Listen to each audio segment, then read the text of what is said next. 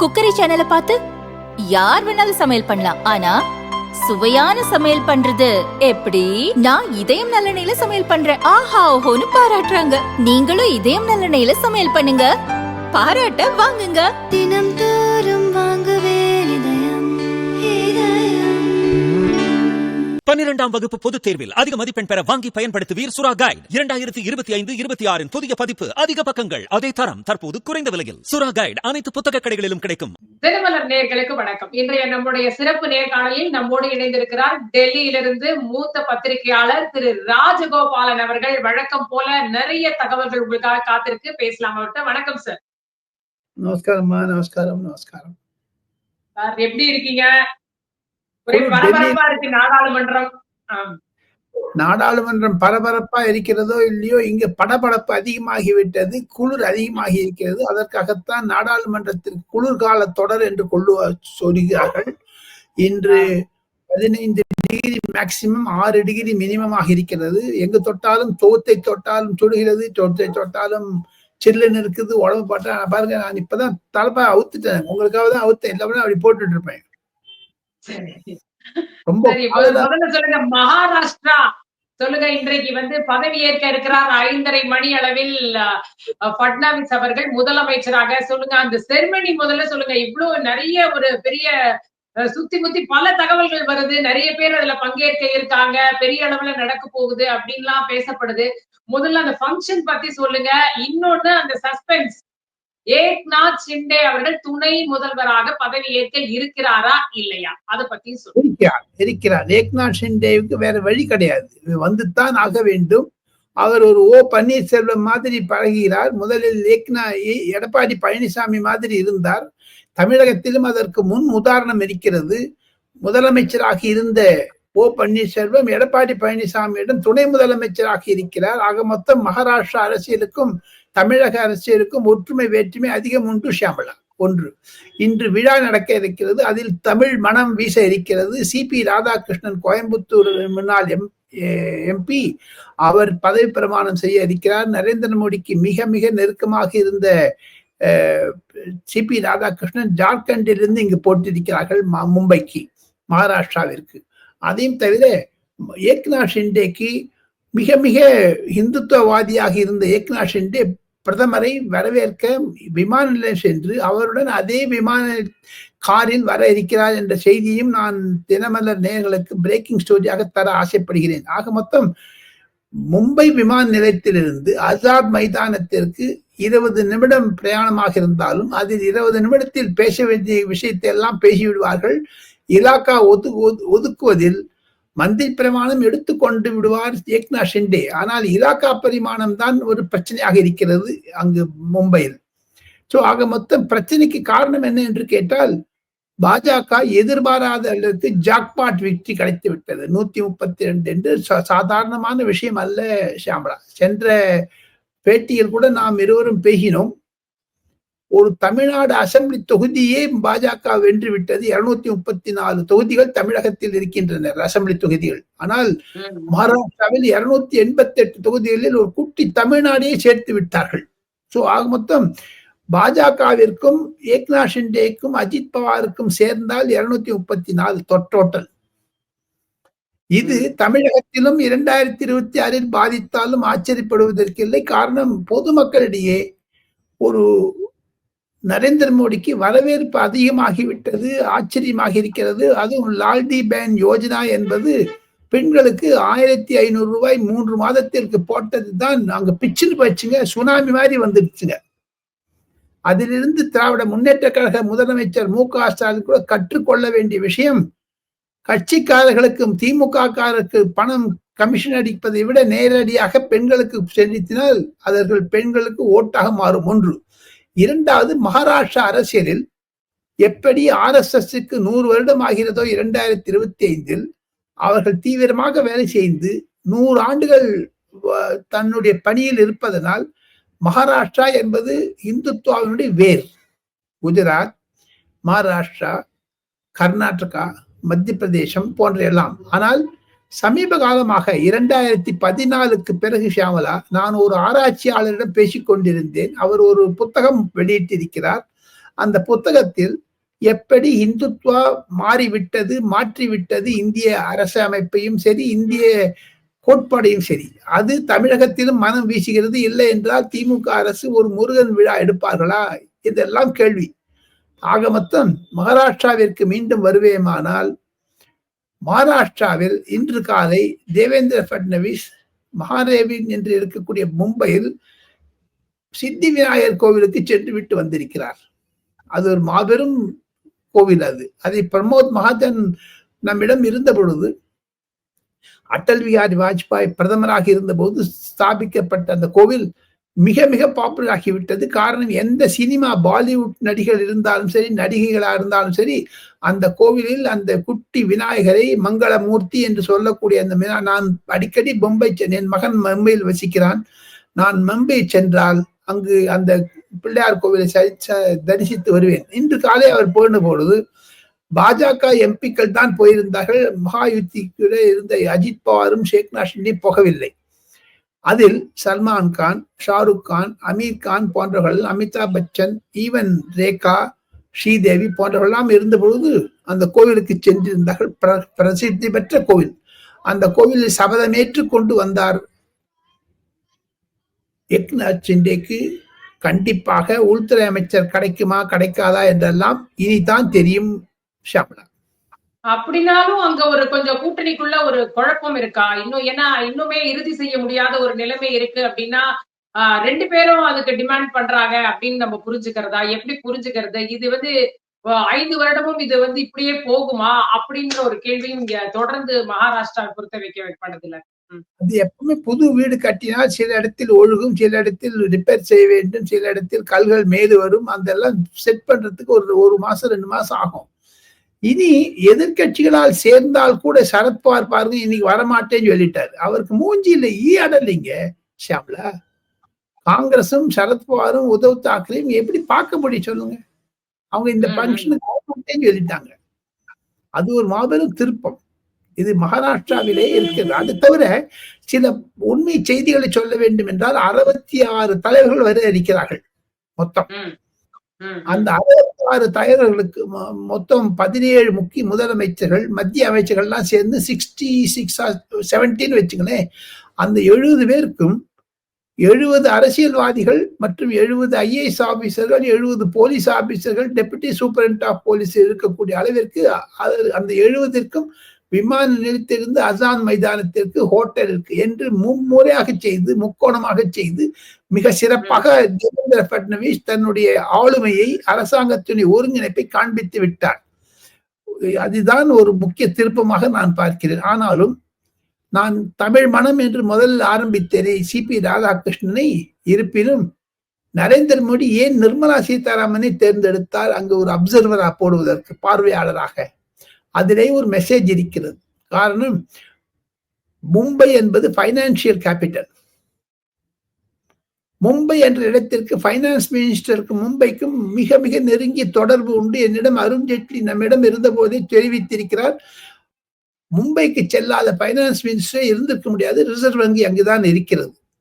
அதனால் தானோ என்னமோ மும்பையில் அம்மையார் நிர்மலா சீதாராமனை அனுப்பி அங்கு தேவேந்திர பட்னவிஸை தேர்ந்தெடுக்க வைத்திருக்கிறார் நரேந்திர மோடி, அமித்ஷா, நட்டா போன்றவர்கள்.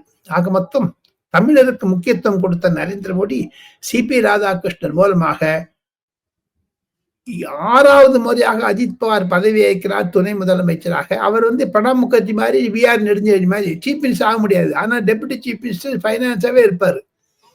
பிரணாப் முகர்ஜி பிரதமர் ஆக முடியாது, ஆனா அவர் பைனான்ஸ் மினிஸ்டராகவே இருந்தார் எல்லாத்திலும். இது ஒரு சாபக்கேடு. அங்கு நிர்மலா சீதாராமனும் CP ராதாகிருஷ்ணன் சேர்ந்து அமைந்து ஒரு தமிழக மனம் இருக்கிறது என்று தான் சொல்ல ஆசைப்படுகிறேன் உங்களிடம். ஆனா அதே நேரத்துல இன்னமும் காங்கிரஸ் இந்த தேர்தல் வெற்றி மீது தொடர் குற்றச்சாட்டுகள், தேர்தல் ஆணையம் வரைக்கும் போய் புகார் கொடுத்திருக்காங்களே, 5 மாதத்துல இவ்வளவு வாக்காளர்களை இவங்க சேர்த்திருக்காங்க, லிஸ்ட்ல வாக்காளர் இவ்வளவு பேர் சேர்த்திருக்காங்க, 47 லட்சம் பேர் 5 மாசத்துல சேர்த்திருக்காங்க. அது மட்டும் இல்லாம தேர்தல் அன்னைக்கு வாக்குப்பதிவு சொன்னதுக்கும் அதுக்கு அடுத்த நாள் நள்ளிரவுக்கு மேல வர்றதுக்குமான வித்தியாசமே ஒரு 7% வருது. இதெல்லாம் எப்படி சாத்தியம்? நாடாளுமன்ற தேர்தல்ல இவங்க 102 தொகுதியில வந்து பார்த்தோம்னா 25,000 ஒவ்வொரு தொகுதியிலும் அதிகமாக வாக்குகளை வாங்கியிருக்க பிஜேபி. இது எப்படி? இதெல்லாம் எங்களுக்கு ரொம்ப பெரிய சந்தேகமா இருக்குன்னு இன்னும் அந்த சந்தேக பார்வையை விட்டு விலகாமலே இருக்காங்களே.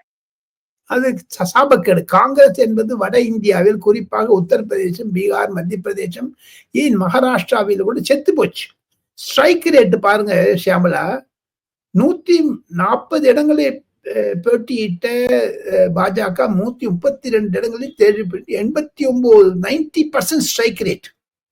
ஆனால் காங்கிரஸ் 120 கண்டெஸ்ட் பண்ணிட்டு 12 14 தான் அந்த ஸ்ட்ரைக் ரேட் பாருங்க, 10% கூட இல்லை. அவங்க போய் சொல்லுவதிலும் சந்தேகப்படுவதிலும் மாஸ்டர்கள். அவர் எதுக்கு மேத்தாலும் ராகுல் காந்தி போய் மாஸ்டர், அவர் வந்து கேளிக்கை மன்னர். இன்னைக்கு பாருங்க பாராளுமன்றத்தில் போது முதுகுல வந்து நரேந்திர மோடியும் அதானியும் ஒண்ணுன்ட்டு முதுகுல பனியில போட்டிருக்காரு. அதோட கேவலமான ஒரு அணுகுமுறை நான் பார்த்ததில்லை. ராகுல் காந்தியை பற்றி பேசாதீர்கள். காரணம், அவர் ஒரு அதானியினுடைய எதிராக இருந்தாலும் ஏதோ ஒரு பிசினஸ் ஹவுஸுக்கு, தொழிலதிபருக்கு ஏஜென்டாகத்தான் பணிபுரிகிறார் என்று பொது வலைத்தளங்களில் பேசப்படுகிறது. ஆக மொத்தம் காங்கிரஸை பற்றி ஷியாமலா மறந்து விடுங்கள். காங்கிரஸ் மரணம் அடைந்து விட்டது வட இந்தியாவில். எங்க 16 ஸ்டேஷன் அவங்க ஆர்கனைசேஷன் இல்லைங்க ஷியாமலா. 29 இருக்கக்கூடிய இடத்துல 3 இடத்துல தான் அவங்க வந்து பதவியில் இருக்காங்க. தெலுங்கானா என்னதான் மறந்துருங்கன்னு சொன்னா கூட, இப்ப உத்தரப்பிரதேச சம்பல் ஆய்வுக்கு நாங்க போறோம்னு 2 பேருமே கிளம்புனாங்க. தடுத்து நிறுத்த எதிர்கட்சி தலைவரை செயல்பட விட மாட்டேங்கிறாங்கன்ற குற்றச்சாட்டு தொடர்ந்து இருக்கு. அவரோட ரோல் என்னன்னா நாடாளுமன்றத்துல கே.சி. வேணுகோபால் அவர்கள் படிச்செல்லாம் காமிக்கிறாரு. அப்ப வந்து என்னதான் நடக்குது? நிஜமாவே எதிர்கட்சி தலைவரை செயல்பட விட மாட்டேங்குதா மத்திய அரசு? அந்த தொலைக்காட்சியில் பார்த்து கொண்டிருந்த போது நிஷிகாந்த் தூபே சொன்னதும் தங்களுக்கு நினைவிருக்கும். அயல் நாட்டு சென்று இந்தியாவை பற்றி புகார் கூறுவது தவறு என்று சொல்லி இருக்கிறார் நிஷிகாந்த் தூபே. ஆப்போசிஷன் லீடருடைய ரோல் இருக்கட்டும், இவருடைய ரூல் படிக்காத ரோலை படிச்சு என்ன பிரயோஜனங்க? அவர் வந்து அயல் நாட்டில் சென்று இந்தியாவை முஸ்லீம் வந்து ஒரு செக்குலர் பார்ட்டின்னு சொல்றாரு. அதை விட ஒரு பொய் வேற எதுவும் இருக்குமா? ஆக மொத்தம் ராகுல் காந்தியை பற்றி கேளிக்கை. இப்ப பாருங்க, சிஸ்டர் வந்துட்டதுனால அவங்க 2 பேரும் தோல் மேல கை போட்டு போறாங்க. இவர் என்ன பார்லிமெண்ட்ல உட்காரும் பொழுது ஒரு ராஜா மாதிரி உட்கார்றாரு, முதுகலை பனின்னு விட்டுட்டு வர்றாரு. இதெல்லாம் தப்புங்க. அதெல்லாம் அது ஒரு கேளிக்கையாகத்தான் இருக்கிறது. ஆக மொத்தம் ராகுல் காந்தி செய்வது அவருடைய எதிர்கட்சி தலைவருக்கு அந்தஸ்துக்கு ஏற்ப செய்யவில்லை. அவருக்கு ஒரு கண் எரிச்சல், படபடப்பு, பதப்பு அதெல்லாம் தான் இருக்கிறது. நரேந்திர மோடி 3வது முறையாக பிரதமராக பார்ப்பதில் காரணம், அந்த குடும்பத்தை பாருங்க. ஒண்ணு ஷியாமலா, நம்ம வந்து சப்ஜெக்ட் மகாராஷ்டிரால இருந்து தனியா போகக்கூடாது. ஆனா இருந்தாலும் உரைகள் நேயர்களுக்கு ஷியாமலா மூலமாக, தினமலர் நேயர்களுக்கு சொல்ல வேண்டியது, இந்தியாவில் சரித்திரத்தை மறைத்தவர்கள் காங்கிரஸ்காரர்கள். அந்த சரித்திரத்தில் சர்தார் வல்லபாய் பட்டேலையும் ராஜாஜியும் காமராஜரையும் சேர்க்காது இருந்த காங்கிரசுக்கு நேரு நேரு நேரு நேரு நேரு நேரு நேரு என்று நேருவே டின் பண்ணாங்க. அந்த கோபத்துல தான் நரேந்திர மோடி பிச்சுன்னு வந்தாருங்க. வட இந்தியாவில் காங்கிரஸ் அழிந்து போவதற்கு காரணம் அதேதான். அதே மாதிரியான நிலைமை தமிழகத்திலும் வருகிறது. அதைத்தான் RN ரவி ஆளுநர் சொல்லுகிறார். சரித்திரத்தில் தமிழ் போராளிகளை பற்றி பேசாதிருந்தது, தமிழ் போராட்டத்திலிருந்து சொல்லி மீண்டும் மீண்டும் திமுக கருணாநிதி என்பது பிடிக்கவில்லை. நேருக்கான கதி தமிழகத்தில். அதனாலதான் சீமானு சொல்றாரு, எந்த சேலையெல்லாம் உடைப்போம். ஆக மொத்தம் பொதுமக்களிடையே ஒரு கிளர்ச்சி உண்டாக்கியவர் நரேந்திர மோடியும் அகில இந்திய அளவில் சீமான் போன்றவர்கள் தமிழகத்தில் உண்டாக்கி வருகிறார்கள் என்று சொல்லி, அது வன்முறையாக இருந்தாலும் கண்டிக்கத்தக்கதாக இருந்தாலும் மீண்டும் மீண்டும் ஒரே பெயரை சொன்னால் பொதுமக்களிடமிருந்து ஒரு எதிர்ப்பு வர ஆரம்பித்து விட்டது. காரணம், you are in the digitalisation world. It's not that Purana old style இல்ல நீங்க. சரி, இப்ப அடுத்து நம்ம போனோம்னா சுக்பீர் சிங் பாதல் மீதான தாக்குதல், துப்பாக்கி சூடு நடத்தப்பட்ட அந்த விஷயம், அவர் அதுல இருந்து தப்பித்து விட்டார் வந்து அதிர்ஷ்டவசமாக அப்படின்னு நம்ம பார்த்தாலும், இதுல வந்து பஞ்சாப், டெல்லின்னு இது ஒரு அரசியல் ஆக்கப்படுது. பஞ்சாப்ல வந்து சட்டம் ஒழுங்கு சரியில்லைன்றதும் வந்து கெஜ்ரிவால் வந்து இல்ல, நான் காவல்துறையினராலதான் அவர் காப்பாற்றப்பட்டாரு. பாத்துக்க, டெல்லியில பாருங்க நிலைமை மோசமா இருக்குது. இதுக்கு வந்து உள்துறை அமைச்சர் வந்து கண்டுக்காமலே இருக்காரு. அத பத்தி எல்லாம் பிஜேபி பேசல அப்படின்னு இதற்குள்ள ஒரு வந்து ஒரு விஷயம் போயிட்டு இருக்கு. அத பத்தி சொல்லுங்க. அதுல என்ன வந்து நிகழ்ந்தது? பஞ்சாப் நல்லா இருக்கு, டெல்லி நல்லா இல்லன்னு சொல்றாரு கெஜ்ரிவால். ஷியாமளாம்மா, நான் வந்து குறைஞ்சது 10 வருடங்கள் பஞ்சாப் அரசியலில் நன்றாக ஆற தீர அமர்ந்து பண்ணி சர்தார் பயன் சிங், சர்தார் தர்பாரா சிங், சர்தார் கியானி ஜெயில் சிங் போன்றவர்களிடமிருந்து நெருங்கி பழகியவன் நான். ஒரே ஒரு தமிழ்காரன். சத்பால் மித்தல் என்று எம்பி இருந்தார். அவர் ஒரு நேஷனல் சர்வைவல் என்று ஒரு பேப்பர் நடத்தி கொண்டிருந்தார், வார பத்திரிகை. அதில் நான் துணை ஆசிரியராக பணிபுரிந்தேன். அந்த 10 வருடத்தில் கற்றுக்கொண்டது பஞ்சாப் அரசியலை நன்றாக அறிந்தேன். 40 வருடங்களுக்கு பிறகு அதே கோல்டன் மந்திர் கோவிலில் துப்பாக்கி சூடு என்று நேற்று தான் கேள்விப்பட்டோம். ஆக மொத்தம் சுக்பீர் சிங் பாதல் தன்னுடைய பெட்டன்ஸ், அந்த கடவுளுக்கு மரியாதை தெரிவிப்பதற்காக செருப்பை எல்லாம் துடைத்தார், சாப்பாட்டு எச்சத்தட்டை துடைத்தார். அப்படி துடைத்துக் கொண்டிருக்கும் பொழுது ஒரு காலிஸ்தான் ஆர்கனைசேஷன் ஐஎஸ்ஐனுடைய ஏஜென்ட் நாராயண் சிங் என்பவர் சுட்டார் என்றால் அங்கு சட்ட ஒழுங்கு குறைவட்டுத்தான் இருக்கிறது. நம்ம அரவிந்த் கெஜ்ரிவால் சொல்லுவதெல்லாம் பொய். பஞ்சாபில் ஒரு கேளிக்கையாகிவிட்டது பஞ்சாப் அரசாங்கம். அதைத்தான் மீண்டும் மீண்டும் பொது நல ரீதியில் பார்த்தால் பஞ்சாபில் காலிஸ்தானுடைய வேகம் அதிகமாகிவிட்டது. அயல் நாடுகளிலிருந்து பணம் வருகிறது சர்தார்களுக்கு. வேண்டுமென்றே விவசாய போராட்டத்தையும் பெருசு பண்ணி காண்பித்தார்கள். தங்களுக்கு நினைவு இருக்கும். அந்த பஞ்சாப் போராட்டம் என்பது வேண்டுமென்றே செய்யப்பட்டது. நரேந்திர மோடிக்கு எதிராக லண்டனிலும் கனடாவிலும் துபாயிலும் இருக்கக்கூடிய சீக்கியர்கள் சர்தார்கள் இந்தியாவில் உள்ள காலிஸ்தான் மூமெண்ட்டுக்கு உதவி செய்கிறார்கள் என்ற ஒரு அறிக்கையும் இருக்கிறது.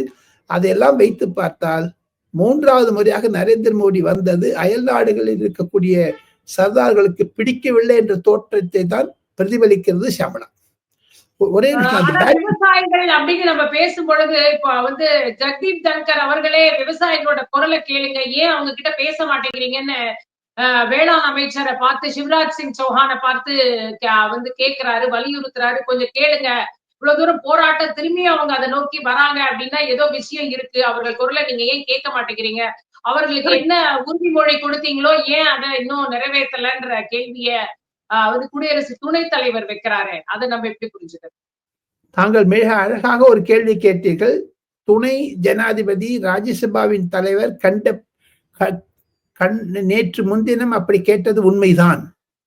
அரசாங்கத்திற்கு ஆதரவாக செயல்பட்டாரா எதிராக செயல்பட்டாரா என்றாலும் நடுநிலையாக செயல்பட்டார்கள் என்று தான் எதிர்கட்சியிலும் சொல்லுகிறார்கள். காரணம் என்ன என்று கேட்டால், விவசாயிகளை தூண்டி விடுவது வயல்நாட்டு சக்திகள்.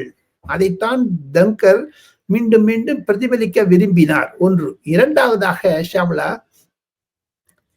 தங்கர் அவர்கள் துணை ஜனாதிபதி ஆன பிறகு ராஜ்யசபாவின் தலைவரான பிறகு தன்னுடைய ஒரு ராஜ்யசபாவினுடைய ஒழுக்கத்தை மாற்றி இருக்கிறார், அதனுடைய நடைமுறையை மாற்றி இருக்கிறார். அவரும் பேச ஆரம்பித்து விட்டார். அது அரசாங்கத்திற்கு நல்லதா கெடுதலா என்பதை இனி வருங்காலத்தில் தான் தயாரிக்க முடியும். உதாரணத்திற்கு நேற்று மிலன் தீராவனுடைய பிறந்த நாள், அவரை வாழ்த்தினார். ஒவ்வொரு அமைச்சரை பற்றியும் அவர் புகார் சொல்லுகிறாரா அல்லது பாராட்டுகிறாரா என்று தெரியவில்லை. இது ஒரு புது முயற்சியாக இருக்கிறது. ஜெகதீப் தங்கருடன் சென்ற முறை தங்களுக்கு நினைவு இருக்கும், அமிதாப் பச்சனுடைய மனைவி ஜெயா பச்சனை நிந்தினார். அதிலிருந்து அவர் பாடத்தை கற்றுக்கொண்டாரா இல்ல மாற்றிக்கொண்டாரா என்பதையெல்லாம் அந்த பிம்பங்கள் இன்னும் ஒரு 2 வருடங்கள் அவருக்கு பதவி காலம் இருந்தாலும் கண்டிப்பாக அரசாங்க ரீதியாக சொல்லுவார்கள். உதாரணத்திற்கு இன்று ராகவ் சட்டா என்ற ஆம் ஆத்மி கட்சியினர் ஒரு நீதிபதி அரசாங்கத்தை பற்றி, நீதிபதிக்கும் அரசாங்கத்துக்கு உறவு பற்றி கேட்டார். இவர் ஒரு வக்கீலா இருக்கேன்னு சொல்லிட்டு இவர் பேச ஆரம்பிச்சிட்டாரு. அதெல்லாம் தவறு, அதெல்லாம் செய்யக்கூடாது என்பதுதான் நியதியாக இருந்தாலும், இப்ப பாருங்க, ஜி.கே. வாசன் பேச ஆரம்பிச்சாருன்னா அவர் சொல்றாரு, ஐயா மூப்பனாரின் அண்ணா எனக்கு தெரியும், G K. Vasan honourable member, he is the son of G K. Moopanar எல்லாம் சொல்லி அறிமுகப்படுத்துவது வசதிதான், நன்றாகத்தான் இருக்கும். ஆனால் மற்றவர்களுக்கு அது பிடிக்குமா பிடிக்காதா என்று, ஏன்னா அவர் வந்து தன்னுடைய நிலையிலிருந்து ஒதுங்குகிறார். அவர் விவசாயிகளை பற்றி பேசியது கண்டனத்திற்குரியது என்று பாரதிய ஜனதா கட்சியினர் தனிப்பட்ட முறையில் கூறினாலும், அவர் ஒரு பிரச்சனையைத்தான் he is flagging an issue என்று தான் எடுத்துக்கொள்கிறார்கள் மத்திய அரசாங்கத்தில். சரி. இப்ப அப்படியே வந்துட்டு தமிழ்நாட்டுல வந்து வட மாவட்டங்கள் வெள்ளத்தால் வந்து பாதிக்கப்பட்டிருக்கிறது. 2000 கோடி ரூபாய் உடனடியாக எங்களுக்கு நிவாரணமாக வந்து கொடுங்க. அப்புறமா கணக்கெடுப்புக்கு பிறகு அடுத்த வந்து இது அசஸ் பண்ணிட்டு அதுக்கப்புறமா நிவாரண நிதி வழங்குங்கன்னு மத்திய அரசு கிட்ட தொடர்ந்து கோரிக்கை வைக்கப்படுகிறது. முதலமைச்சர் கடிதமும் எழுதியிருக்கிறார். வந்து திமுக எம்பிக்களும் பிரதமர் மோடியை சந்திக்க நேரம் கேட்டதாக சொல்லப்படுகிறது. ஆனால் மோடி அவர்கள் வந்து போன் பண்ணதோட வந்து இதுவரை நிக்குது. இன்னும் தமிழகத்திற்கு எந்த உதவியும் செய்யவில்லை அப்படின்ற ஒரு குற்றச்சாட்டு இங்கு தொடர்ந்து முன்வைக்கப்படுகிறது. இத பத்தி சொல்லுங்க. இதுக்கு பதில். திராவிட முன்னேற்ற கழகத்தினுடைய தலைமைக்கு நரேந்திர மோடி அவர்கள் மரியாதை தருகிறார்கள். பொதுமக்களிடையே இருக்கக்கூடிய பிரச்சனைகளை எல்லாம் எடுத்து காட்டி பிரதமரே தன் முன் வந்து முதலமைச்சருடன் பேசியிருக்கிறார் என்றால் அது பிரதமருடைய ஒரு பாராட்டுதலுக்கு உரியது. காரணம், எந்த இடத்தில் பூகம்பமோ இயற்கை சேதமோ வந்தால் அந்த இடத்தில் தாங்கள் நரேந்திர மோடியை பார்க்கலாம். அதற்கு பின்னணி அவர் வளர்ந்த RSS பின்னணி. எந்த RSS காரனாக இருந்தாலும் சரி, தங்களுடைய இல்லத்திலோ என்னுடைய இல்லத்திலோ பொதுமக்களுடைய இல்லத்திலோ நல்லது கெட்டது நடந்தால் அங்கு RSS காரர்கள் இருப்பார்கள். தமிழக முதலமைச்சருடன் பேசினார். 2000 கோடி கேட்டு இருக்கிறார்கள். அதற்கு ஒரு பொறுத்திருந்து பார்க்க வேண்டும். மு.க. ஸ்டாலின் முதலமைச்சர் அவர்கள் கடிதம் எழுதியிருக்கிறார். அதிகாரிகள் குழு வர இருக்கிறது. அந்த 12 மெம்பர் குழு ஒன்று வரப்போகிறது. இட்ஸ் ஸ்டாண்டர்ட் ஆபரேட்டிங் ப்ரொசீஜராக இருந்தாலும் ஒரு புரோட்டோகால் இருக்கிறது ஷியாமலா. ஒரு பேரிடர் என்றால் அதற்கு மத்திய விவசாய அமைச்சரும் மத்திய உள்துறை அமைச்சரும் டிரான்ஸ்போர்ட், பெட்ரோலியம், அது தவிர அர்பன் டெவலப்மெண்ட், இந்த மாதிரி மினிஸ்ட்ரியிலிருந்து ஒவ்வொரு ரெப்ரசன்டேட்டிவ் சேர்த்து அது ஒரு குழுவாக அமைப்பார்கள். மத்திய நீர்வளத்துறை அமைச்சகத்திலிருந்து வருபவர் தான் அந்த குழுவினுடைய கன்வீனராக இருப்பார். ஸோ இதெல்லாம் அந்த குழு கான்ஸ்டிடியூட் பண்றதுக்கு ஒரு 2-3 நாளாகும். காரணம், மத்திய அரசாங்கம் இப்பொழுது நாடாளுமன்றம் நடப்பதனாலும் மகாராஷ்டிரா தேர்தல் இருப்பதனாலும் அதுவும் கூட செஞ்சுட்டு வந்துட்டு இருக்காங்க. தமிழக அரசிற்கு எப்ப பார்த்தாலும் திமுகவினுடைய அணுகுமுறையை மத்திய அரசாங்கம், காங்கிரஸாக இருந்தாலும் சரி, திமுக பாஜக இருந்தாலும் சரி, திமுக வந்து மற்றவங்க திட்டத்திலேயே இருக்காங்களே தவிர ஒரு இடத்த பாராட்டி இருக்காங்க. சொல்லுங்க பார்ப்போம். இந்த திமுக எம்பிக்கள் 39 எம்பிக்கள் என்னங்க செஞ்சாங்க சாமலா? அதானி என்று அதானி பின்னாடி ராகுல் காந்தி சொல்லுது, ராகுல் காந்தி வார பிடிச்சிட்டு போனாங்களே தவிர இந்த 39 பேர் என்ன பண்ணாங்க? எங்க பிரைம் மினிஸ்டர் பிரதமர் முதலமைச்சரிடம் பேசுவதற்கு முன்பாக TR பாலுவோ கனிமொழியோ ஏன் பிரதமரையோ அமித்ஷாவை நாடாளுமன்றத்தில் குரல் எழுப்பவில்லை. நாடாளுமன்றத்தை முடக்குவதன் முனையாக இருந்தார்களே தவிர அதானிக்கு திமுக என்னங்க வித்தியாசம்? 8 கோடி தமிழ் மக்கள் 39 எம்பிக்களை தேர்ந்தெடுத்து அனுப்பியிருக்காங்க லோக்சபாவில்.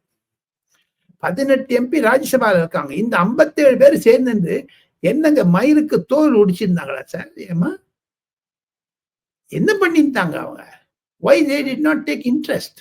அதையெல்லாம் பொதுமக்களிடம் தினமலர் மூலமாக சில கருத்துக்களை நான் வெளிப்படையாக சொல்ல ஆசைப்படுகிறேன். என் ரத்தம் கொதிக்கிறது தமிழன் என்ற ரீதியில் தமிழ் பிரச்சனையை பற்றி விட்டுவிட்டு நாடாளுமன்றத்தில் அதை பிரதிபலிக்காமல் திமுக வந்து பாஜக மீது, மத்திய அரசாங்கம் மீது, டெல்லி மீது குற்றம் சாட்டுவது தவறு.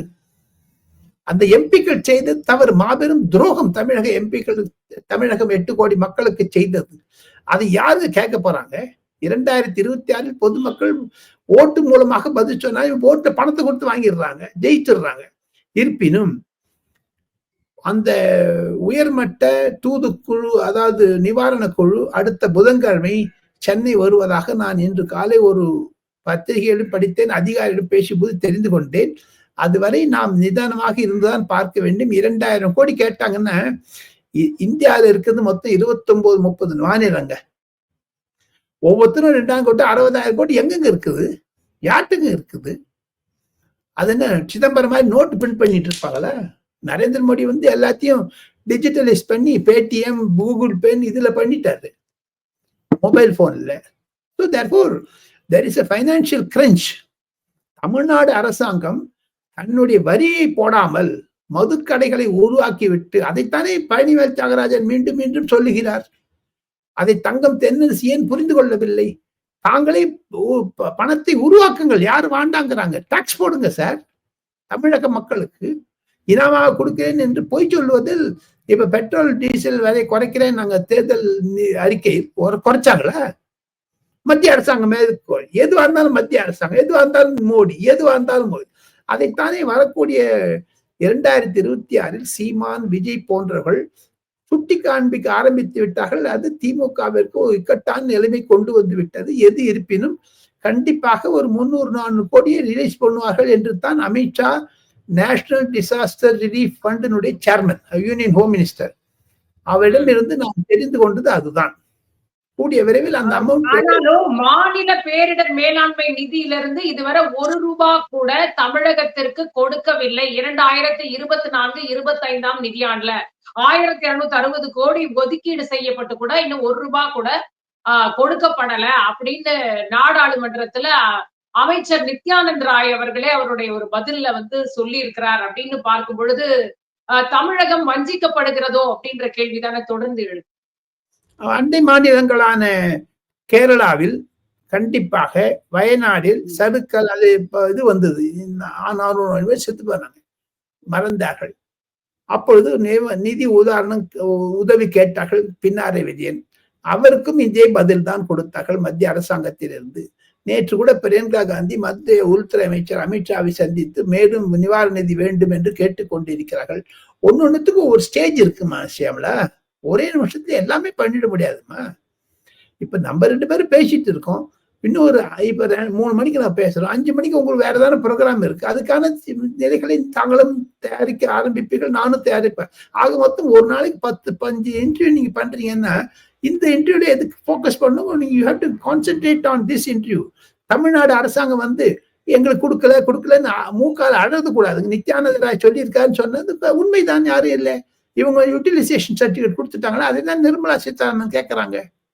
எந்த பணம் ஒதுக்கி இருந்தாலும் எப்படி செலவழிக்க போகிறீர்கள், எப்படி செலவழித்தீர்கள் என்ற கணக்கு கொடுக்காம வாங்க வாங்க சாப்பிட்றதுதான் தமிழ்நாட்டினுடைய வேலையாக.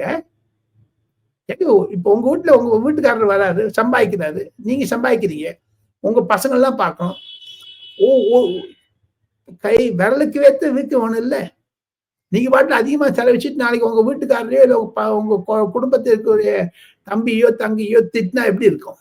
திமுகவுக்கு வேற வேலை இல்லைங்க, விடுங்க அப்படிங்கிறாங்க சில மத்திய அதிகாரிகள்.